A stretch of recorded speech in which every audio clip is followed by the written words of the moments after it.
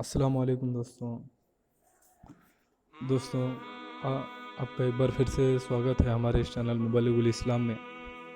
दोस्तों, आज का वीडियो शुरू करने से पहले मैं आप लोगों से ये गुजारिश करना चाहता हूँ कि आपने अगर से हमारा इस चैनल मुबल्लिगुल इस्लाम को सब्सक्राइब नहीं किया है तो हमारे इस चैनल मुबल्लिगुल इस्लाम को ज़रूर सब्सक्राइब करें और बेल आइकन पर क्लिक कर दें ताकि हमारे हर नई वीडियो की नोटिफिकेशन आप तक पहुंच सके। दोस्तों, आज का हमारा वाक़या ये मुसलमानों की मक्के से हिजरत का वाक़या है। दोस्तों, मुसलमानों को और उनके सरदारानी हमारे हुज़ूर अकरम सल्लल्लाहु अलैहि वसल्लम को जब कुफ़ार से तकलीफ़ पहुंचती रही है और आए दिन उनमें बजाय कमी होने के तकलीफ़ों में और ज़्यादती होती रही, तो हुज़ूर अकरम सल्लल्लाहु अलैहि वसल्लम ने अपने सहाबा रज़ियल्लाहु ताला अन्हु को इसकी इजाज़त फरमा दी कि वो यहाँ से किसी और दूसरी जगह पर चले जाए और आराम से ज़िंदगी बसर कर सके। तो बहुत से हज़रात ने हबशा की हिजरत फरमाई। हबशे के बादशाह अगरचे नसरानी था और उस वक्त तक मुसलमान नहीं हुआ था, मगर उनके रहमदिल और मुनफिक मिजाज होने की वजह से वो इनको अपने मुल्क में रहने की इजाज़त फरमा दी थी। चुनांचे नबूवत के 5 बरस के बाद रजब के महीने में पहली जमात ने हिजरत फरमाया। उस जमात के 11 या 12 मर्द थे और 4 या 5 औरतें थीं जिन्होंने हबशा की तरफ हिजरत फरमाई। मक्के वालों ने उनका पीछा किया कि ना जा सके, मगर ये लोग हाथ ना आए। वहाँ पहुंचकर उनको ये ख़बर मिली कि मक्के वाले सब मुसलमान हो गए और इस्लाम को गलबा हो गया। इस ख़बर से ये हज़रात बहुत खुश हुए और अपने वतन वापस आ गए। लेकिन मक्का मुकर्रमा के करीब पहुंचकर मालूम हुआ कि वो ख़बर झूठी थी और मक्के वाले उसी तरह बल्कि उससे भी ज़्यादा इनको तकलीफ़ देने के अंदर मुब्तला है। अल्लाहु अकबर।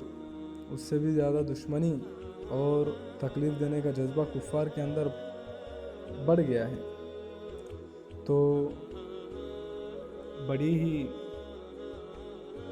दिक्कत हुई। उनमें से बाज़ हज़रात वहीं से वापस हो गए और बाज़ किसी की पनाह लेकर मक्का मुकर्रमा में दाखिल हुए। ये हबशे की पहली हिजरत कहलाती है।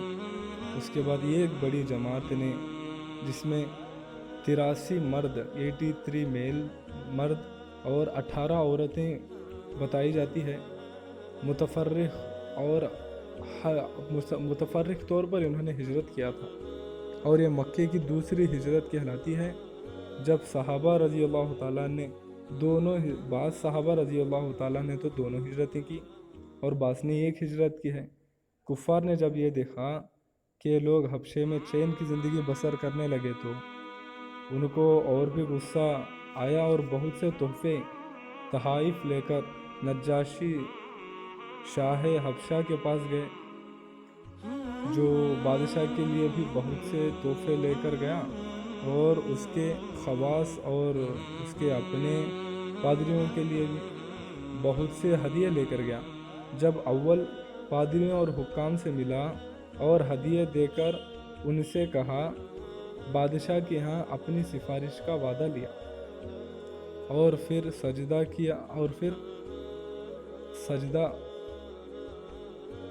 तो सबसे पहले उसने उनके हुक्काम के पास गया और उनको अपनी तरफ उसने मायल किया और ये कहा कि बादशाह के सामने तुम मेरे सपोर्ट में बात करना।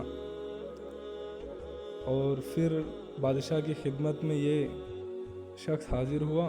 अव्वल तो बादशाह को सजदा किया और फिर तोहफे पेश किए, अपनी दरख्वास्त पेश की और रिश्वतखोर हुक्काम ने तायद यानी उसकी तरफदारी की। उन्होंने कहा, आए बादशाह, ہماری قوم کے چند بیوقوف لڑکے اپنے قدیمی دین کو چھوڑ کر یہ ایک نئے دین میں داخل ہو گئے جس کو نہ ہم جانتے ہیں اور نہ آپ جانتے ہیں، اور آپ کے ملک میں آ کر رہنے لگے۔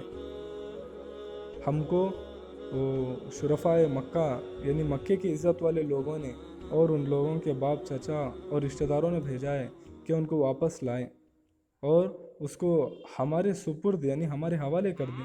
بادشاہ نے کہا کہ جن لوگوں نے میری پناہ پکڑی ہے بغیر تحقیق اور معلومات کے، ان کو تمہارے حوالے نہیں کر سکتا۔ اول ان کو میں بلا کر تحقیق کر لوں، اگر یہ صحیح ہوا تو پھر آپ کے حوالے کر دوں گا۔ چنانچہ مسلمان کو بلایا گیا۔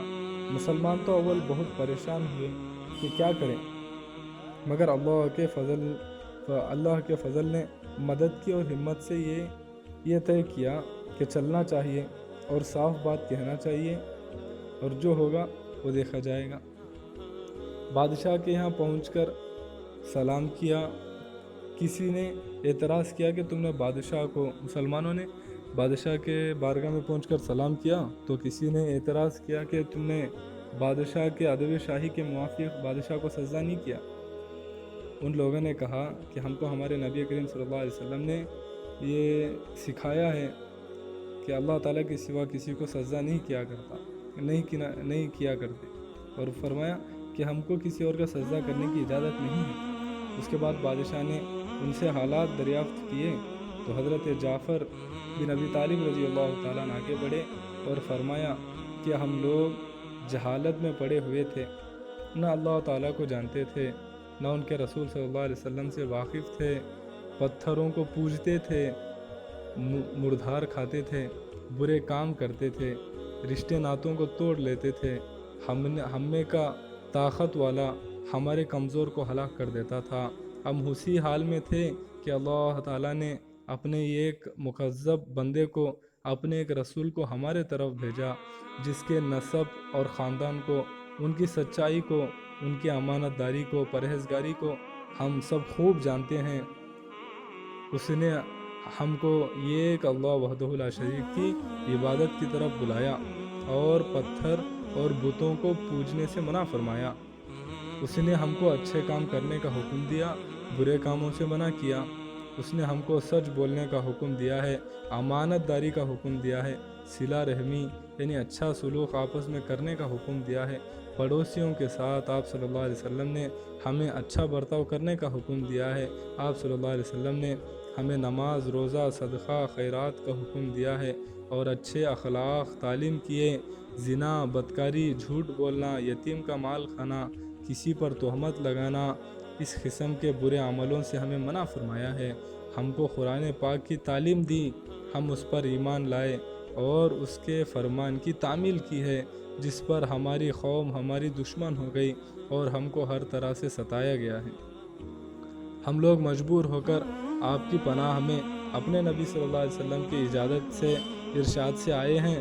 بادشاہ نے کہا اچھا، جو قرآن تمہارے نبی صلی اللہ علیہ وسلم لے کر آئے ہیں وہ کچھ مجھے سناؤ۔ تو حضرت جعفر رضی اللہ تعالیٰ نے سورہ مریم کی اول کی آیتوں کا تلاوت کرنا شروع کر دیا، جس کو سن کر بادشاہ بھی رو دیا اور اس کے پادری بھی جو کثرت سے موجود تھے، سب کے سب اس قدر روئے کہ ان کے داڑیاں تر ہو گئی تھی۔ اس کے بعد بادشاہ نے کہا کہ خدا کی قسم، یہ کلام اور جو کلام حضرت عیسیٰ علیہ السلام لے کر آئے تھے ایک ہی نور سے نکلے ہیں، اور ان لوگوں سے صاف انکار کر دیا کہ میں ان کو تمہارے حوالے نہیں کر سکتا۔ وہ دشمن اسلام بڑے پریشان ہوئے کہ بڑی ذلت اٹھانی ہمیں پڑی ہے۔ آپ آپس میں صلاح یعنی مشورہ کر کے ایک شخص نے کہا کہ میں کل کو ایک ایسی تدبیر اختیار کروں گا کہ بادشاہ ان کی جڑ ہی کاٹ دے گا۔ ساتھیوں نے کہا کہ ایسا نہیں کرنا چاہیے، یہ لوگ اگرچہ مسلمان ہو گئے مگر پھر بھی ہمارے رشتہ دار تو ہیں، مگر اس نے نہ مانا۔ دوسرے دن پھر بادشاہ کے پاس گیا اور جا کر کہا کہ یہ لوگ حضرت عیسیٰ علیہ السلام کی شان میں گستاخی کرتے ہیں، اس کو اللہ تعالیٰ کا بیٹا نہیں مانتے۔ بادشاہ نے پھر مسلمانوں کو بلایا۔ صحابہ رضی اللہ تعالیٰ عنہ فرماتے ہیں کہ دوسرے دن کے بلانے سے ہمیں اور بھی زیادہ پریشانی ہوئی۔ بہرحال بادشاہ نے مسلمانوں سے پوچھا، تم حضرت عیسیٰ علیہ السلام کے بارے میں کیا کہتے ہو؟ انہوں نے کہا، وہی کہتے ہیں جو ہمارے نبی صلی اللہ علیہ وسلم پر ان کے شان میں نازل ہوا ہے۔ فرمایا کیا نازل ہوا؟ تو فرمایا، صحابہ رضی اللہ تعالیٰ نے فرمایا کہ وہ اللہ تعالیٰ کے بندے ہیں، ان کے رسول ہیں، ان کی روح ہے اور ان کے کلمہ ہے جس کو خدا نے کنواری اور پاک مریم علیہ السلام کی طرف ڈالا ہے۔ نجاشی نے کہا کہ حضرت عیسیٰ علیہ السلام بھی اس کے سوا کچھ نہیں فرماتے۔ پادری لوگ آپس میں کچھ چک کرنے لگے تو نجاشی نے کہا، بادشاہ نے کہا کہ تم جو چاہو کہو۔ اس کے بعد نجاشی نے ان کے تحفے واپس دشمن اسلام کے تحفے واپس کر دیے اور مسلمانوں سے کہا کہ تم لوگ امن سے میرے ملک میں رہ سکتے ہو، جو تمہیں ستائے گا اس کو ٹیکس یعنی جرمانہ پڑنا پڑے گا، تعاون دینا پڑے گا۔ اور اس کا اعلان بھی کر دیا کہ جو شخص ان کو ستائے اس کو جرمانہ دینا پڑے گا، ٹیکس بننا پڑے گا۔ تو اس کی وجہ سے وہاں کے مسلمانوں کا اکرام اور بھی زیادہ ہونے لگا، اور اس وفد کو بادشاہ کے یہاں پہنچ کر تو وہ جو آیا تھا اس کو بڑی ذلت اٹھانی پڑی۔ تو پھر کفار مکہ کا جتنا بھی غصہ جوش کرتا ظاہر ہے، وہ دشمنان مکہ تو بڑے غصے میں تھے۔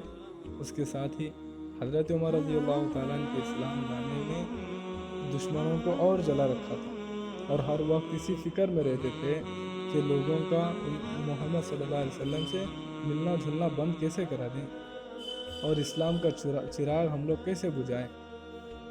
تو دوستوں، آپ کو پتہ ہے کہ اللہ تعالیٰ ہمارا محافظ ہے۔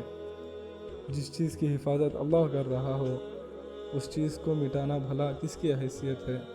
تو دوستوں، یہ آج ہمارا واقعہ ہے، یہ صحابہ رضی اللہ تعالیٰ عنہ کا پہلے ہجرت کا واقعہ ہے جس کو میں نے تفصیلاً آپ کے ہاں پیش کیا۔ دوستوں، آج کے لیے بس اتنا ہی، ملتے ہیں ایک اور نئے ویڈیو میں۔ دوستوں، جانے سے پہلے آپ لوگوں سے ایک درخواست کرنا چاہتا ہوں کہ آپ ہمارے اس چینل کو مبلغ الاسلام کو اگر سبسکرائب نہیں کرے ہیں تو سبسکرائب کر لیں اور بیل آئیکن پر کلک کر دیں تاکہ ہمارے ہر نئے ویڈیو کی نوٹیفیکیشن آپ تک پہنچتی رہے، اور زیادہ سے زیادہ ہمارے اس چینل کو لائک کریں، شیئر کریں، کمنٹ کریں۔ تو چلو دوستو، چلتا ہوں، اپنے دعاؤں میں یاد رکھنا۔ السلام علیکم ورحمۃ اللہ وبرکاتہ۔